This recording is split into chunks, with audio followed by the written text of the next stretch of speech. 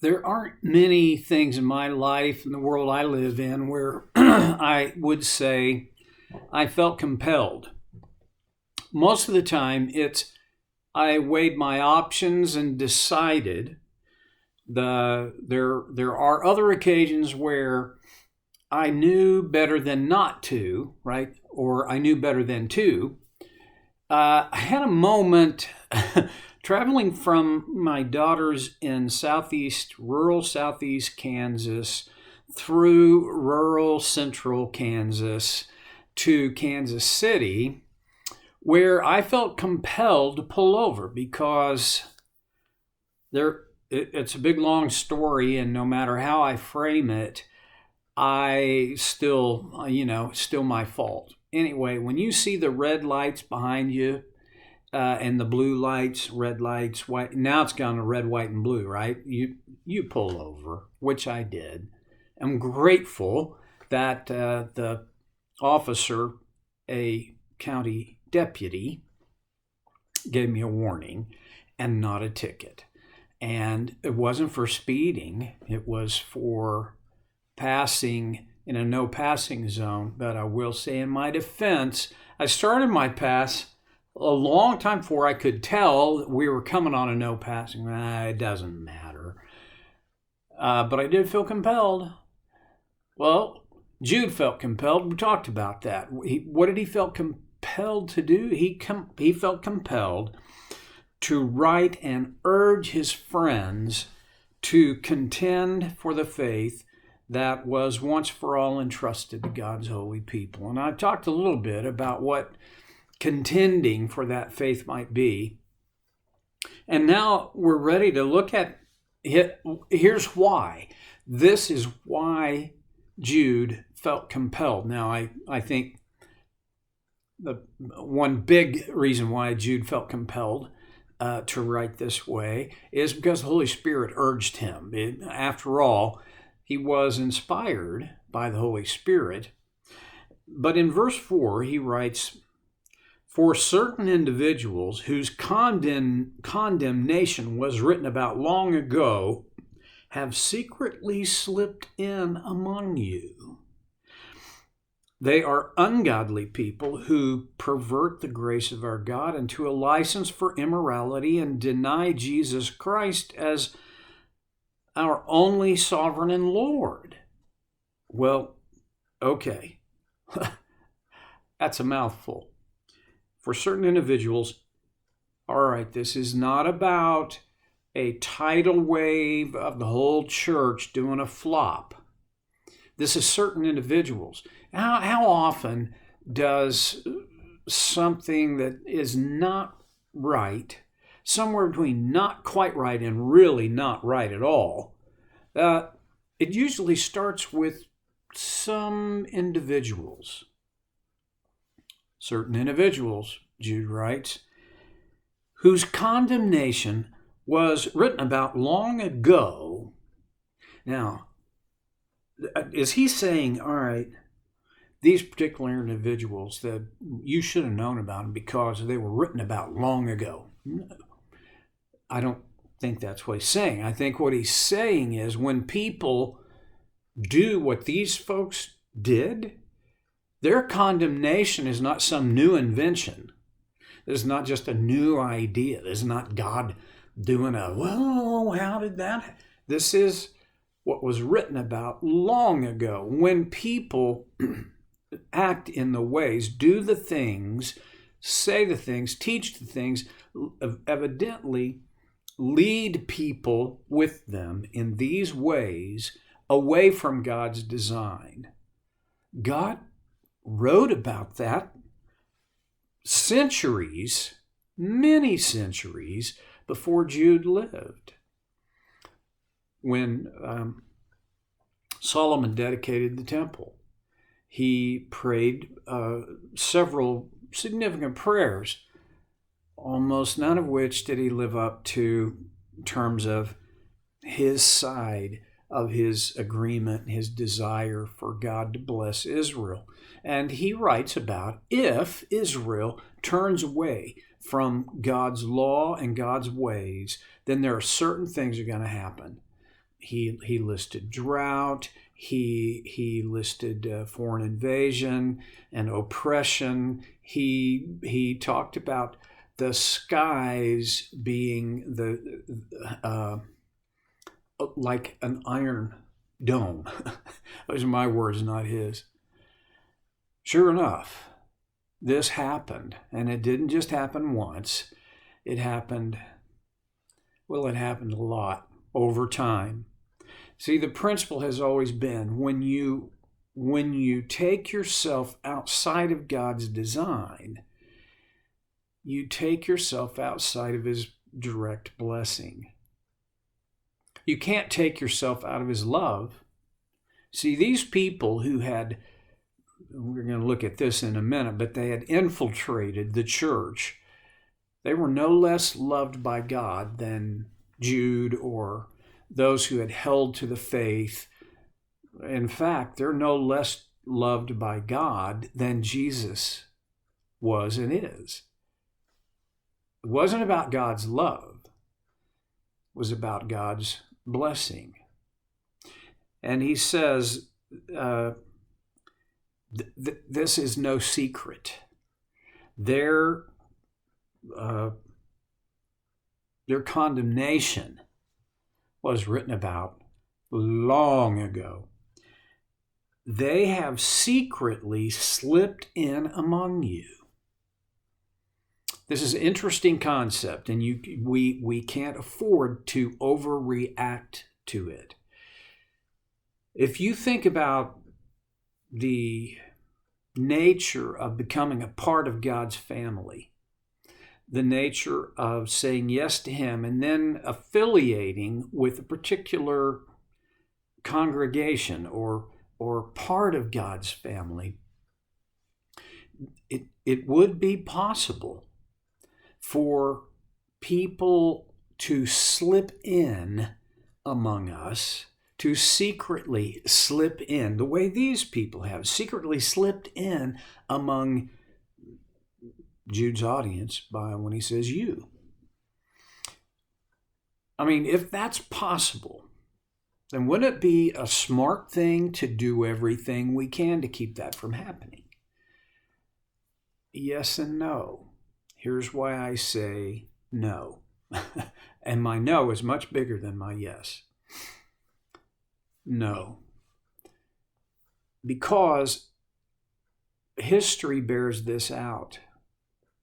And if you want to look at a horrible example, actually, perhaps one of the most informative examples, but a horrible time in history, look at the Spanish Inquisition by the Catholic Church. What was the point of the Inquisition? Thousands were tortured and killed.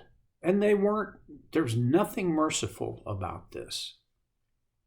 And according to records, it didn't require much more than suspicion by the authorities within the Catholic Church that you had stepped out of the boundaries that they had established in order for you to be punished in whatever way they designed.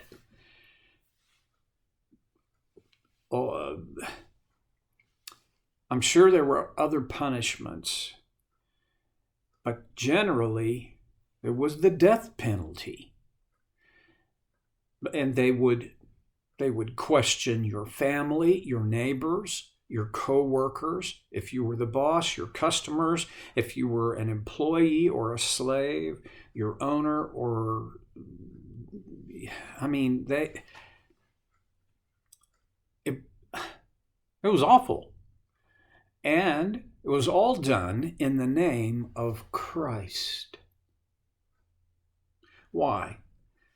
Well, ostensibly, because they didn't want any heretics to secretly slip in among the real church. This was an act of securing the purity of the confessing church. It was horrible. I think we may have learned a little from that. And what I think is one of the worst impacts of that is the black eye that Christians were given, because this is not some made up fairy tale. This is actual history.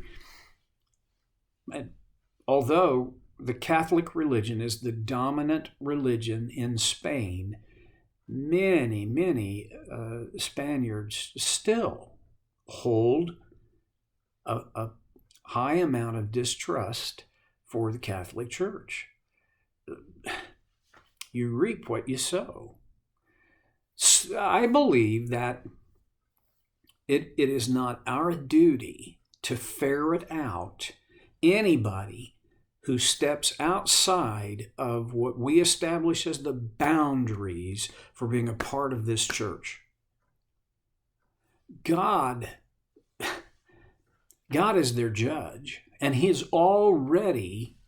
has written long ago what their condemnation would be. And so it's not a matter of, well, we're going to get to the bottom of this, and we're going to eliminate the chaff from the wheat. Jesus tells a story about a farmer who had an enemy come in at night and sow thistles into his grain crop, wheat. And his laborers, his staff, came in and told him what had happened. They said, "So do you want us to go out and pull up all the weeds?" And he said, "No, don't do that, because you'll pull up the good with the bad. We'll wait until we harvest it. Then we'll separate the wheat from the thistles, and we'll burn the thistles." Why would Jesus tell that story?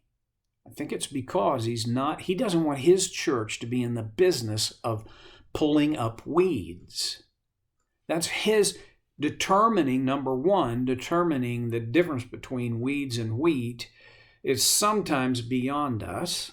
And a second thing about that is he's the judge of that. He will ultimately separate the wheat from the thistles. These people who had secretly slipped in among Jude's friends in this church were not wheat. They were thistles. They were a little bit like a cancer. And they identified themselves, and Jude expresses how they have identified themselves. He said, they are ungodly people. First of all, what does ungodly mean? We use the word occasionally, but it's not. I mean, for most people, ungodly is just an exaggeration of not good, right? Oh, that work week was ungodly, or that interception was ungodly. I mean, we don't even know what ungodly means, but means what the word literally means, ungodly, not against, the opposite of godly. So their lifestyle, though it may be subtle, their lifestyle demonstrates that they don't have a commitment to living by God's design.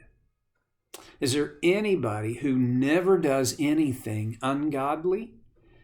I don't think so. I think Paul made that clear in Romans 6 when he said, "But all have sinned and fall short of God's glory," meaning there's no one who is not going to step outside of God's design. There's no one who's not going to sin. But here's the thing. An ungodly person, these people as ungodly people had established a pattern in their life that set them intentionally outside of God's will, His design, His law. These are people whose lifestyle, if ever godliness happened, was quite accidental. one of the main features of their lifestyle was their ungodliness. Now, that's not the only characteristic of these people, but we got to stop for time's sake, and we'll pick it up again next time. Well, the main thing that I want to ask you to think about is not so much how do you find these people and keep them out of your fellowship. The main thing is, how do I not be like that? And the answer to that is walk with Christ. Listen to the voice of the Spirit. How do you do that? Well, it starts with immersing yourself in His Word, so that prayer becomes your constant conversation with God, not your panic button. And His Word resides in you, and it instructs and informs your entire life. And I wish I could have done that in about a minute and a half less, but there you go, 16:03, and I'll quit. I'll see you next time on Soul Care with Stevie Boy.